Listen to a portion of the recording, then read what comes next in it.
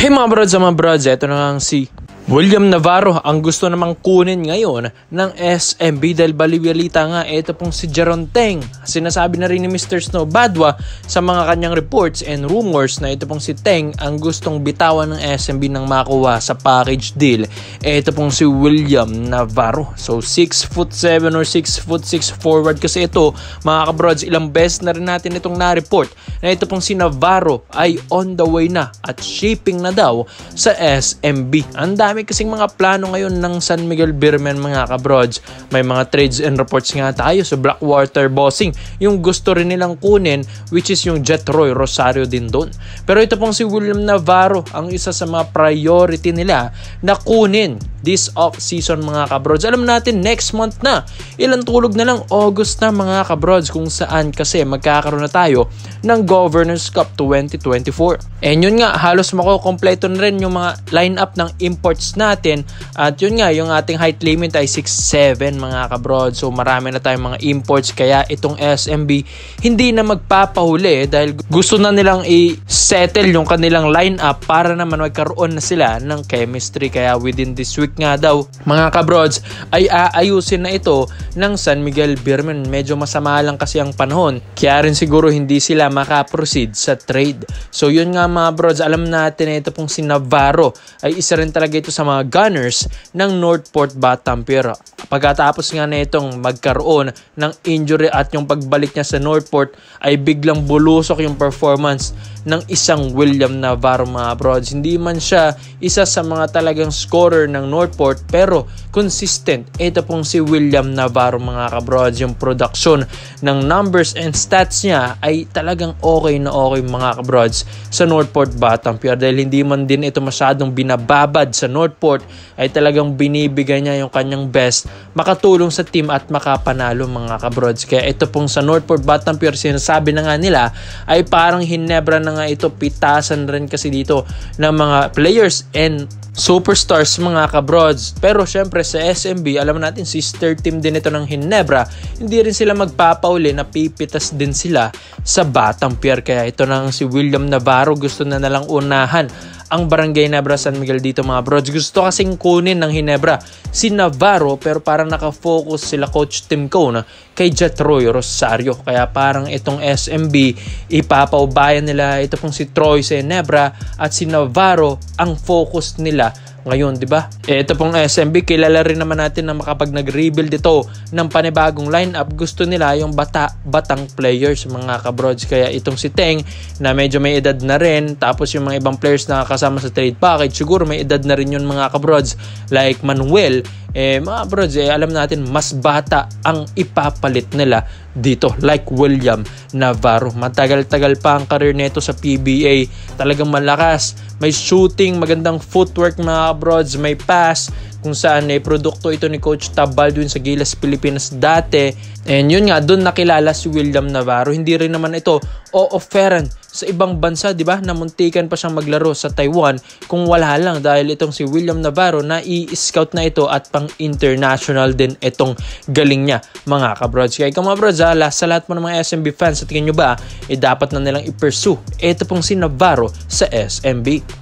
This video is brought to you by 1xBet. So matagal ko nang ginagamit ito mga brods at kumikita na rin ako dito, kaya i-share ko ito sa inyo kung saan ito pong 1xBet ay isang betting platform. Pwede kang tumaya dito ng mga paborito mong kuponan, mapa PBA, NBA at kahit anong sports mga brods.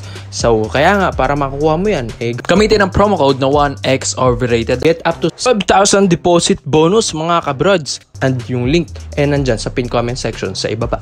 So dito naman po tayo sa kabilang balita naman natin mga brods. Ito namang si Chris Newsome, bali-balita nga siya ang isa sa mga pwedeng maging free agent na this off-season mga bros or next season. And yun nga, nakaabang dyan sina Coach Tim Cone. At alam naman natin yung bonding ni Coach Tim and Chris Newsome sa Gilas Pilipinas sa FIBA OQT ay talagang matagal-tagal at magandang bandingan talaga nila yan mga kabros. Biruin mo, ito pong si Coach Tim Cone, isa si Newsome talaga sa mga gusto niya maging point guard sa Olympics mga kabros. Kaya nga diba, natalo natin ito pong Latvia na number 6 sa world. While ito pong Gilas natin ay nasa number 36 or 37 lang, tinalo natin at na-upset natin yan at hindi yan magagawa ng gilas nang wala ito pong si Chris Newsome mga kabrods. Dahil pong si Newsome mapadepensa at kahit mas malaki sa kanya yung gwardya, hindi ito nagpapatinag mga brods. Yan ang nagustuhan talaga ni Coach Tim Cone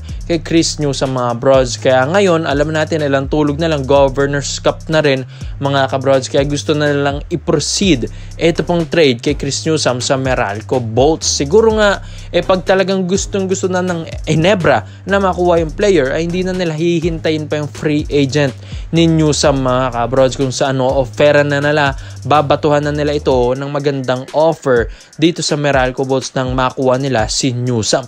So alam natin kung gaano kahalaga si Newsome sa rotation ni Coach Tim Cone at sa kanyang mga plays. Di ba nga gustong-gusto ni Coach Tim yung malalaking point guard like Newsome, 6'1 or 6'2 na point guard, di ba mga brods? Sabi nga niya, si Scottie Thompson din. Ang isa sa mga pinaka-limit niya na gilas player na height na 6 float, yan ang pinaka-limit sa gilas mga brods dahil ang lalaki ng mga kalaban natin sa ibang bansa. Kaya gusto ni Coach Tim yung mga malalaking point guard. Kaya nadadala niya ito sa PBA, kaya gusto niyang kunin si Newsome. Yung experience doon ni Coach Tim Cone, madadala niya dito sa Governor's Cup mga brods. Kaya ibang-iba na ito pong Barangay Nebra San Miguel with Coach Tim Cone. Tapos kung makuha pa nila si Newsome, ang gandang rotation na ito mga brods, Newsome and Scottie sa backcourt ng Barangay Ginebra San Miguel. At alam ko nga, gustong-gusto rin ni Coach Tim ito pong si Newsome. Dati pa mga brods, wala pang gilas, wala pang Olympics, wala pang World Cup, wala pang Asian Cup qualifiers, si Newsome ng isa sa may namata ni Coach Tim sa Meralco Bolts nung time na pamtrapelo ng Meralco ito pong Ginebra sa finals mga kabrods.